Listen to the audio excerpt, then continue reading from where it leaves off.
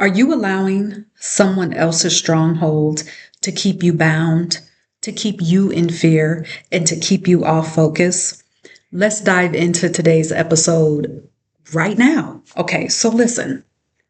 Part of being spiritually awakened, if you want to use that phrase, here's a side note. I shy away from using that phrase because a spiritual awakening is not just one moment. You have awakenings. Awakenings happen over and over and over again because you are constantly elevating, okay? But I digress.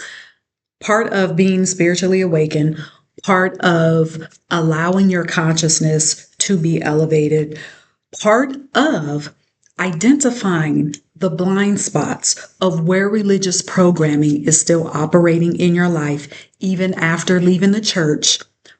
Part of all of that is to accept that there will be people close to you.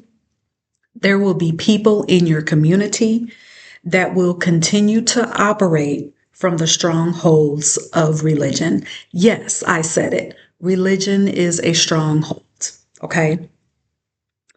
Those people will remain tied to their religion, to their truth, their only truth, and they won't allow anything else to permeate that. They will not allow any other ideas. They will not allow any other evidence to disrupt their programmed identity. And guess what? That is perfectly fine. But it is important for you to understand that they have a path and so do you. The difference is you have returned to the truth of who you are before a religious construct was handed to you. The difference is you have chosen to embrace your elevation and evolution on your path. Another difference is you have remembered and you are continuing to remember your true identity. Again, not the one that was handed to you. All right. Now, one of the reasons I'll give you, this is an example, personal example. One of the reasons my total detachment from religious programming took so long, one of the reasons why my complete liberation, my complete freedom from religious programming took so long is because I started thinking and believing that the programming that was still operating in other people's lives would negatively affect me. And the reason why I'm bringing this topic up is because I see people allowing that worry and that fear to damn near consume them. Okay? So here's what you need to know right now. Your focus on thinking that someone's religiosity is going to halt your spiritual growth, that is kryptonite to your elevation. Why? When you give that focus, when you give that your energy, you're once again, just like religion taught you to do, you're allowing your energy and your focus to be on the external. Okay? Which leads to my second point. When you're focused on the external, you will outsource your power. You're giving your power away. You're giving something outside of you your power.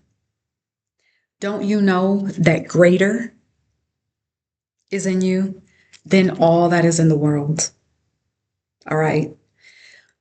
The third point, which leads us into the third point, when you outsource your power, you have forgotten to trust your own power. You have forgotten that you can actually, that first of all, you do have power, and that you have the permission already within you to trust that power.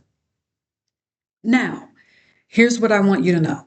I don't care how close you are to the people who are still operating from religious programming. You are still the priestess of your life. You are still the God in your life. You are still the magician in your life. You are still the alchemist in your life. You still have your own spiritual technology that is waiting for you to activate it so that it can be expressed in your life. All right? Here's what you need to do. These are tips, okay, I'm going to give you so that you're not focused on someone's religiosity and whether or not it's going to affect you or not. Number one, stay focused on you. Stay focused on your elevation. Stay focused on whether or not you are able to hear from your own spiritual counsel, that you're able to connect with your ancestors about how you came here to practice in the work that you came here to complete. Stay focused on you. The second thing is do not engage in religious versus spiritual battles. I'm going to say that in a different way. Do not engage in religiosity versus spirituality with anyone. With anyone. A third thing, you don't need to share your spiritual practices with anyone. A fourth point, you don't need to share why you disassociated from religion with anyone. You are not obligated to offer that explanation. All right? Now, this next thing that I'm going to give you, this last thing that I'm going to give you, this is a clearing that you can do. This is where you can start to tap into your own spiritual technology as a sovereign being. Number one, you need another point. You need to know that you can declare a full hedge of protection around your mind, your body, your soul, your spirit, and that there is nothing that can interfere with your soul's elevation. Nothing and no one. Okay? So here's what you can do. Here's what I'm sharing this spiritual tip with you because this is what I continue to do. You can take a spiritual cleansing bath, an energetic cleansing bath. If you don't have a bath, you can still take the same concept in the shower, okay?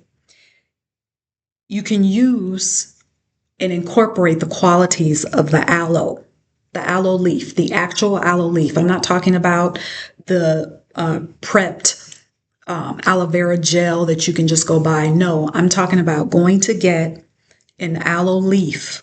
If you don't know the aloe plant, if you don't know where to get one, you can go to Home Depot. They have little pots of the aloe leaf. You can use that.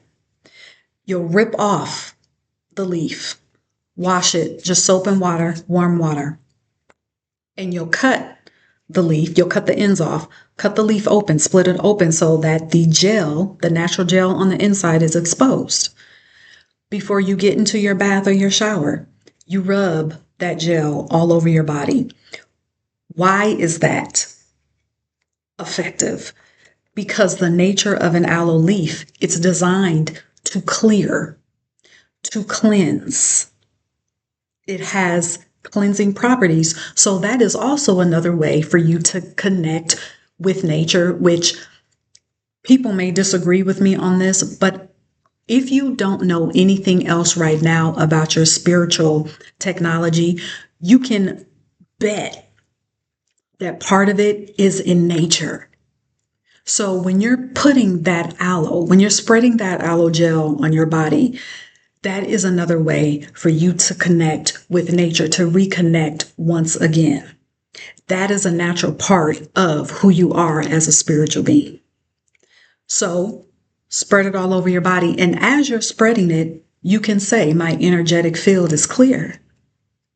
I am now fully immersed in my spiritual technology. I am protected. My soul is protected. I continue to elevate beyond constructs. My eyes are open. to see with the lens of my soul, to see through the lens of spirit. My ears are open to hear with the ear of spirit, to hear with my soul. You can say things like that. And again, that's going back to you exercising the power of your throat chakra, which we talk about on Tuesdays. Okay.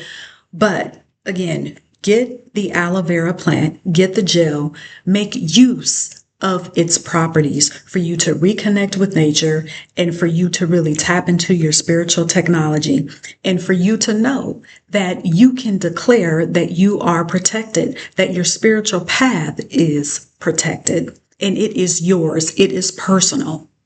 So I wanted to share this episode with you. Let me know what your takeaways are. If you are wanting more one-on-one support on your spiritual path and how to reconnect with your spiritual technology to even know what it is, there are 2 ways that you can work with me one-on-one. I have a 24 session package, which you can purchase that you have to complete within 1 year, because this is not about you dragging this on, because you don't need that. All right. Sometimes when you have separated from religion, there are blind spots that you will have in your life where you don't realize that that programming is still operating in your life. And part of the phases that you'll go through working with me in that 21st session package is to be able to identify those blind spots. So you can work with me one-on-one with that package. I also have sessions that I opened up where you can schedule a one-time 55-minute session with me. I'm doing that from now until mid-August. At least that's what I'm saying for right now. I could extend it further, but I don't know. But for right now, the one-off sessions are available. Okay, go to unleashedalchemy.com. You'll also see that I have books and individual courses that are also instrumental tools on your spiritual path. All right, until next time, be sovereign.